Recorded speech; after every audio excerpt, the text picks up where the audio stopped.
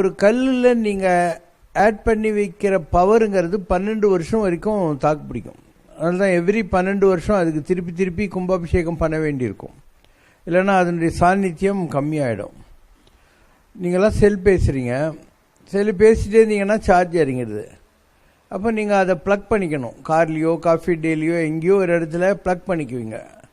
அந்த மாதிரி ஜனங்கள்லாம் போய் கும்பிடுற போது அந்த கல்லில் இருக்கிற எனர்ஜி ஜனங்களுக்கு கிடைக்குது. Energy flows from higher level to lower level.